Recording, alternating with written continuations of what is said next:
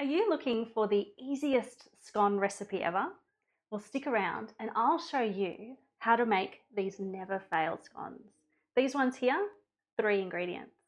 These, just 5 ingredients. Let me show you how.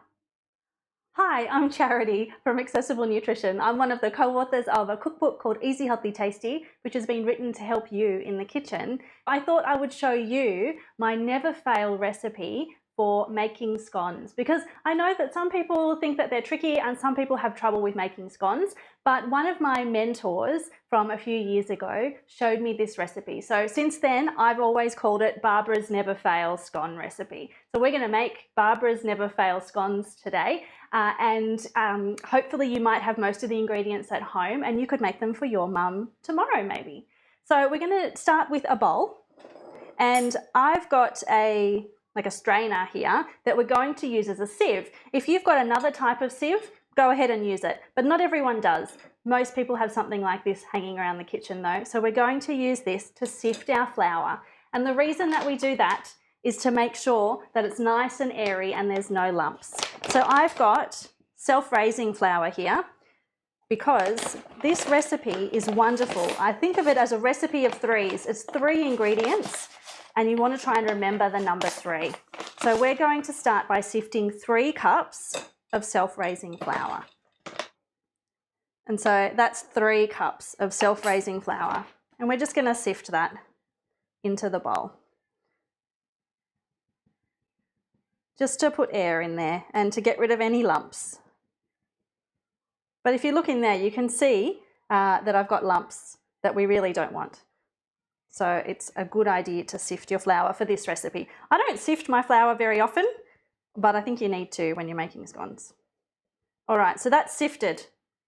To that, what we're going to add is cream and soda water. Now, a lot of people have heard of the lemonade recipe. Well, this is similar, but from a dietitian's perspective, it's probably just a little bit healthier because we're getting rid of the sugar from the lemonade. But don't worry, because think about what you add on top of a scone. Normally you'd put a whole lot of jam anyway. There's plenty of sweetness in there, and maybe some cream or sweetened cream. So we're going to add to our measuring jug here 300 mils of cream.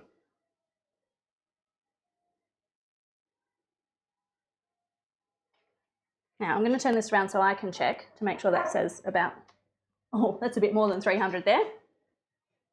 That's what happens when you pour it around, turn it around the other way. Okay, that's close enough to 300 mils there. And to that, we're going to add 300 mils of soda water. So you can see why it's a recipe of 3s. 3 cups of flour, 300 mils of cream, and 300 mils of soda water. Now you might notice that my measuring cup only goes up to about 500, but I know that at the top of the word Pyrex there, it's roughly an extra 100 mils. So let's try and get it to there. Okay, there's a few little bubbles in the way, so I'll just put in a tiny bit extra. There we go. So we've got 3 cups of self-raising flour, 300 mils of cream, and 300 mils of soda water. And I'm just going to very gently mix that together quickly, very gently, because we don't want to knock out all the bubbles, but we just want to combine it a little bit.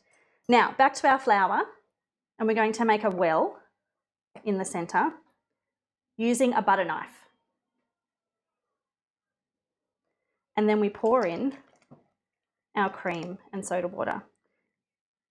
Sometimes I just give it a bit of a swirl when I get most of the way to the bottom, just to hopefully get all of that in the bowl. Now we get our knife and we fold this through. So we don't want to use a wooden spoon or even a metal spoon. We want to use a knife to do this, because what we're doing is we're trying not to knock out the air that we added in while we were sifting the flour, and we're trying not to knock out the bubbles. So this takes a moment, but believe me, it's worth it.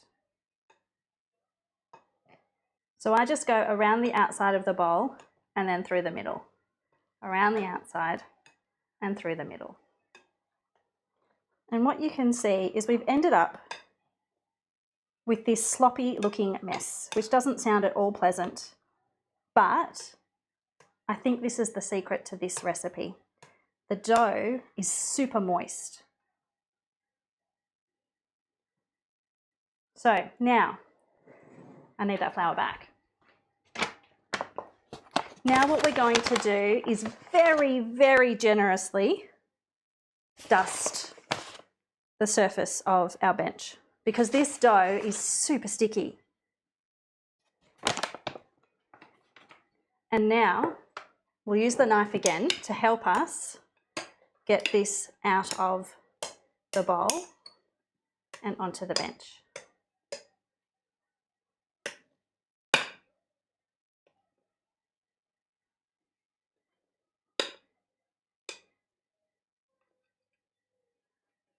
Super sticky. All right, I'm gonna put this over here. So we put plenty of flour on the bench, and now we're gonna put plenty of flour over the top too, and on our hands. And now all we really need to do is help this come together a bit more. So we take our hands to the side and we kind of spread it in a little bit, pick it up and kind of put it down. That's one. Again, two, maybe one more, three. And what you get is this, oh, maybe one more actually, is this pillow feeling dough.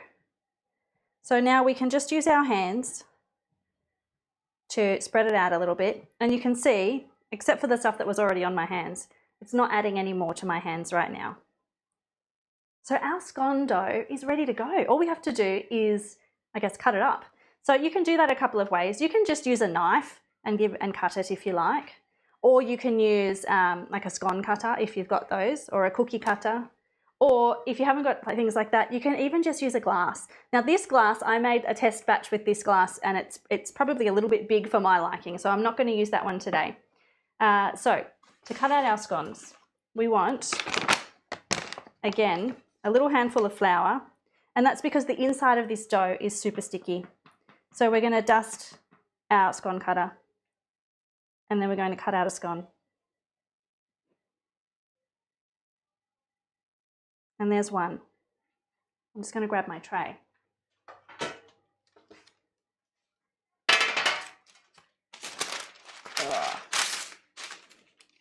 One scone. Dust, cut, two scones. When you're cooking scones, you want to cook them really close together. I think it helps them rise, gives them a bit more support.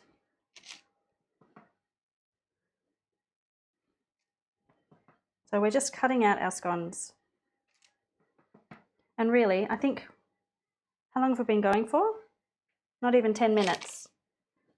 And we're almost ready to put these in the oven. So I have preheated my oven to, it's a hot oven for scones, so 220 degrees. You want to cook them hard and fast.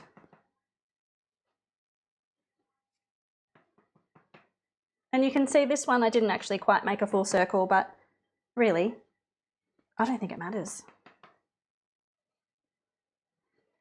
Okay, so we've got a few little bits left over here that we can put together, probably only one more time. And these ones will probably look even more rustic, but that's all right too. All right, off we go. I reckon we can get a full tray. That one's looking a little bit, we'll call it extra homely. There's that one.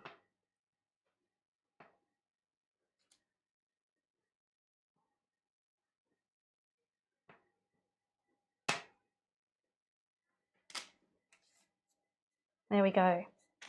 So these are pretty much ready to go in the oven.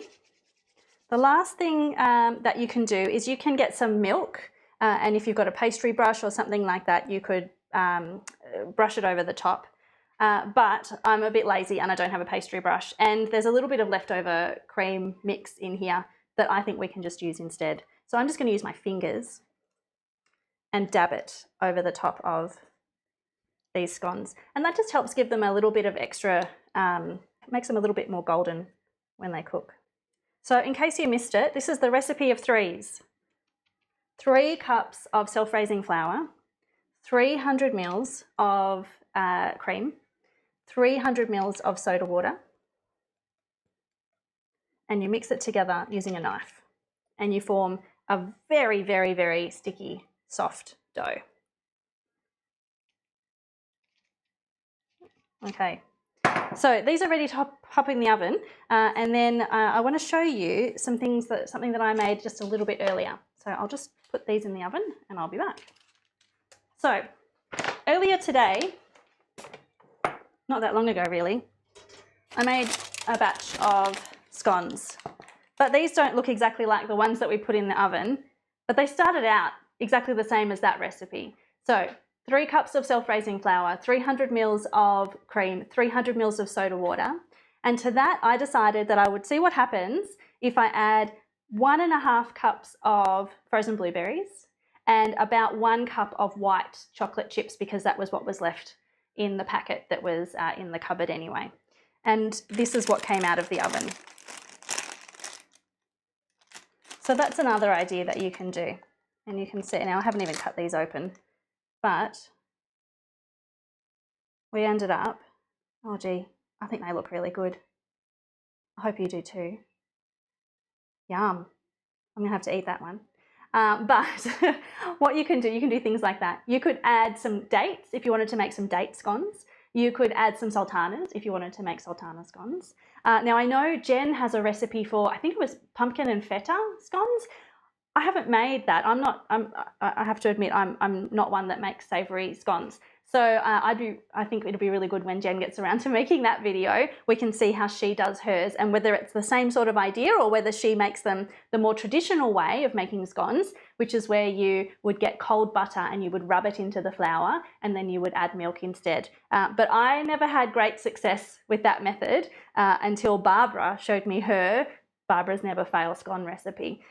So I hope that's been helpful for you to see another way to make scones that is super easy. I've never had it fail on me, 100% honestly. I've never failed with making scones since Barbara showed me her recipe.